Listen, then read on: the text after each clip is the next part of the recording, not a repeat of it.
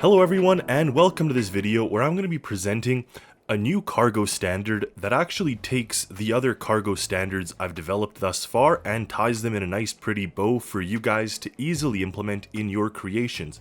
Now, to understand this, you have to understand the various systems I've developed, including the R10 system that you see in red here, the H4 system that you see in yellow and in green here, and of course the nice big ISO container which you see in blue. So what I call the universal cargo system is not actually universal for everybody, but it's universal for my own systems or my own world. So that probably will be a question that a lot of people ask is, oh, is it universal for everything? No, not for others' systems, but very much the ones that I developed. So what you see here on the bottom is kind of your bare bones system that you can easily copy into your creations, and what you see on the top is my kind of recommended coloring scheme that ties everything up nicely and makes it easy to use.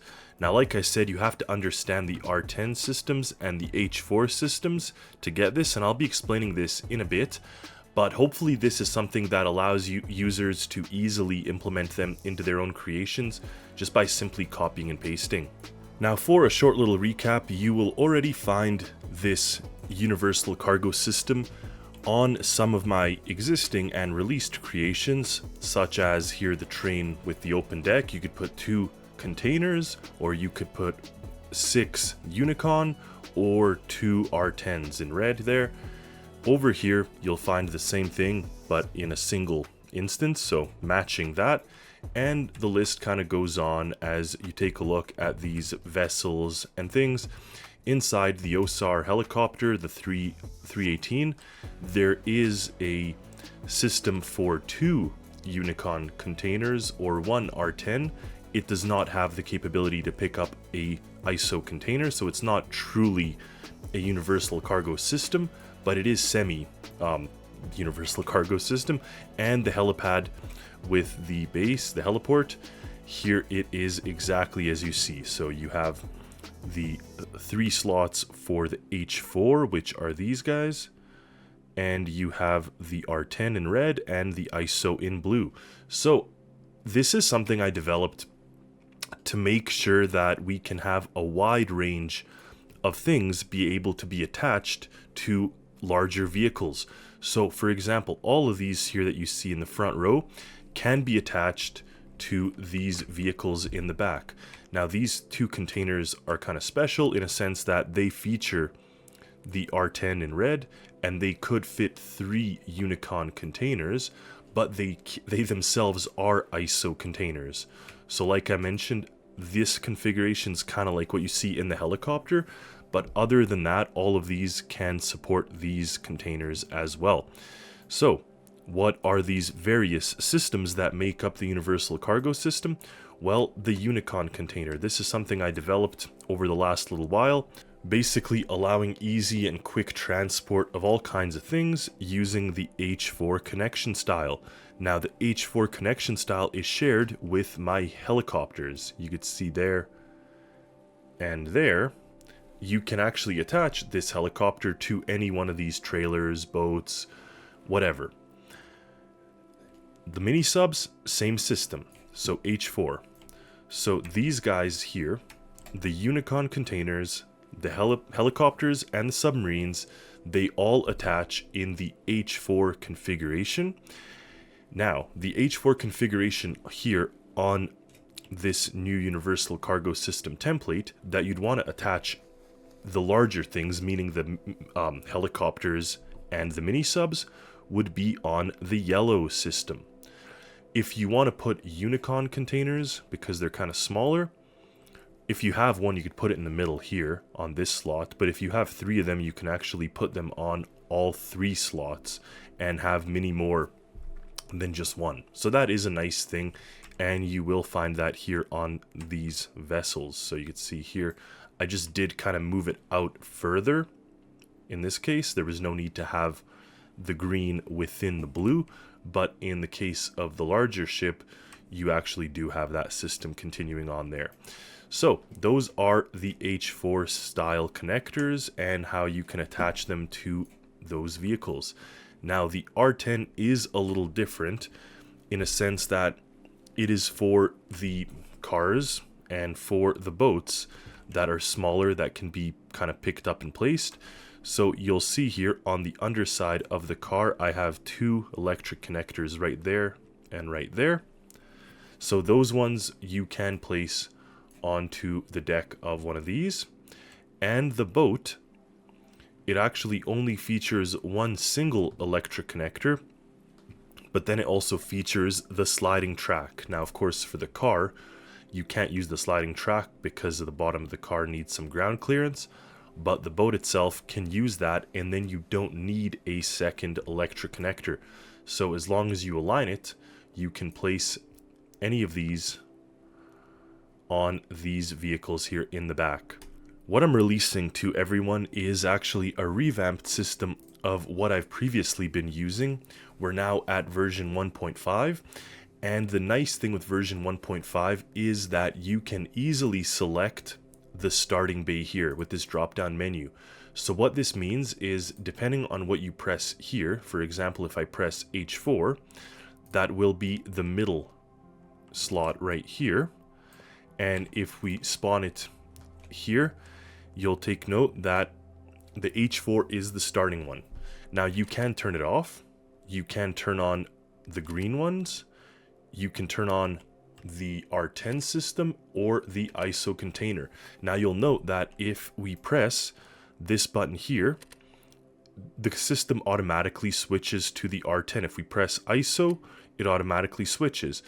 And likewise for this. Now the only difference is the two H4 connections, you actually can have them on at the same time, whereas you can't have an R10 and an H4. But the reason for that is because if you want to put 3 cargo containers, you can easily put 3. But if you just want the middle one active for a mini sub or helicopter or something, and you don't want it to kind of clash, accidentally connect other things, then you do that, and that one is engaged.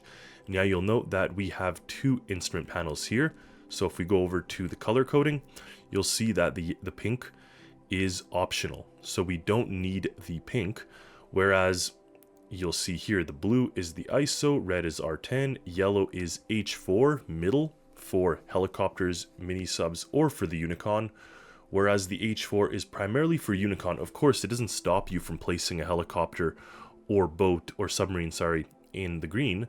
It's probably better to place it in the yellow for the reason of being more centered, right? It's centered in the bay. And then we have the optional, like I said. So what you can do with this universal cargo system is you can actually turn off and minimize this. You don't need those. These here are also optional, so I'm actually going to add here optional. So if you really want to make this thing quite small, it can be made quite small. You can remove even that. So these guys being optional. The only thing you'll lose is the external cargo release, and you'll lose the all bays released indicator. So those are 2 systems that we currently have plugged in. And what they do is they'll tell you whether all the cargo slots are released or if the bay itself is in use, if something is located on the system, which actually is this pink thing, which is just a bunch of OR inputs. So if you're not using the bay in use, you don't have to have that pink one at all. But it is kind of nice because, for example, if you release this, you'll see that this one is now released. Whereas if you, and also what happens is these buttons will all turn off. Mimicking, obviously, if you manually turn everything off like this, now everything is released. If you do this, then these are active. So you could either do that, or you could press this. And a nice little safety feature I put is if you accidentally push one of these while this is engaged, it will still go back to being the previous ones you had. So the change won't take in effect. I went ahead actually and added a revamped description here, so it's quite clear if you want the H4 middle, the outside H4s, and I also added a feature with none, so it'll start off with nothing, no slots enabled, And in the case of that, you could see that it says all cargo slots released. Of course, when you turn something on, it does show up. Now, if you press this, this goes back on. And if you turn this off, that also goes back on. So it just indicates to you whether or not everything is off. Okay, it gives you that. Now, the nice thing with being able to select what you have here as a starting point is the ability to be able to spawn your creation. So in the case of this, we put H4 middle. You can spawn your creation with an additional vehicle or cargo or whatever, and the moment you spawn it, it'll connect. So it actually enables your ship or whatever to start off with a vehicle, and it's not going to flail around, fall off, whatever. And here's the indicator cargo connected. If we turn that off, you can see all cargo slots released. Turn it back on, and once it gets connected, that light comes on. So there you have it, a fairly simple system to be able to transport ISO containers or the R10 or H4 systems that I developed. Now, yes, it's called Universal, again, my own universe, or 454SS universe. As far as compatibility with other users and other standards, it's not going to happen because I just like the simplicity of this and the ability that it gives me to have my own creations compatible with my other own creations. So it really is down to having a system intertwined of all kinds of things that I can place and develop and design, and it gives me the control if I'm trying to make, say, a new type of vehicle or helicopter or cargo or whatever. I know that these systems exist and they're fairly robust and easy. Now, obviously there are instances where these systems can't carry something, but as far as the type of things that I found I want to transport, this covers 95% of them, I would say. So, hopefully you enjoyed this. I will be releasing the Universal Cargo system here shortly, so you will be able to utilize it in your own creations. I intentionally placed it one block above, so it's very easy to copy and paste, for example, the whole system like this and drag it into your own creation. And from there, you can obviously move things around, but that is intentional.